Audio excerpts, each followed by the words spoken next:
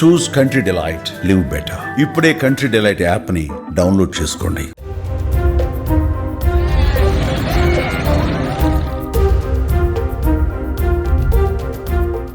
బలూచిస్తాన్లోని పంజ్గుర్లో Baloch liberation army BLA జరిపిన ఘోరమైన దాడిలో 14 మంది పాకిస్తాన్ ఆర్మీ సైనికులు మరణించారు. బిఎల్ఏ పాక్ ఆర్మీ కాన్వాయ్ని ధ్వంసం చేసింది. ఈ దాడిలో అనేక మంది గాయపడ్డారు. ఈ దాడి మే 9న జరగగా బిఎల్ఏ ఇప్పుడే అటాక్కి సంబంధించిన లైవ్ వీడియోని విడుదల చేసింది. బలూచిస్తాన్లో ఉన్న పాక్ బలగాలు, ప్రభుత్వ సిబ్బంది అంతా వెంటనే ఖాళీ చేసి వెళ్లిపోవాలని హెచ్చరించారు.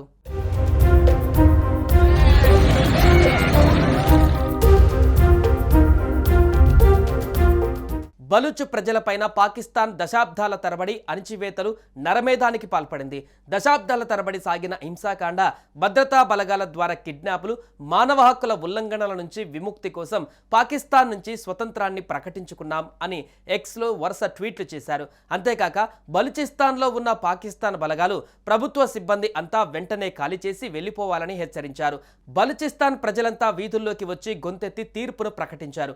బలూచిస్తాన్ ఇక నుంచి పాకిస్తాన్ కాదు, భారత సహా ప్రపంచ దేశాలు బలూచిస్తాన్ను ప్రత్యేక దేశంగా గుర్తించాలని మీర్ యార్ కోరారు.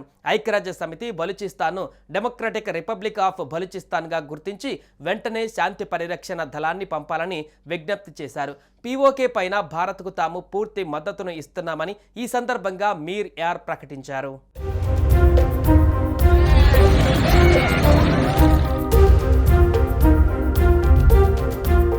బలూచిస్తాన్ ఇక స్వతంత్ర దేశమని, తమను ఇకపై పాకిస్తానీయులుగా కాకుండా బలూచిస్తాన్ పౌరులుగా గుర్తించాలని బలూచ్ ఉద్యమ నేత మీర్ యార్ బలూచ్ బుధవారం ప్రకటించారు. భారత్ సహా ప్రపంచ దేశాలని బలూచిస్తాన్ను స్వతంత్ర దేశంగా గుర్తించాలని విజ్ఞప్తి చేశారు.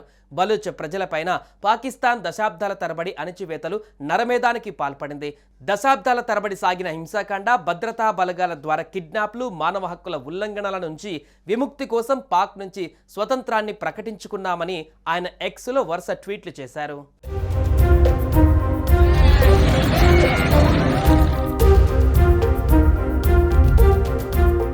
సుమన్ టీవీలో మీ పర్సనల్ అండ్ బిజినెస్ ప్రమోషన్స్ కోసం కింది నెంబర్కి కాంటాక్ట్ చేయండి.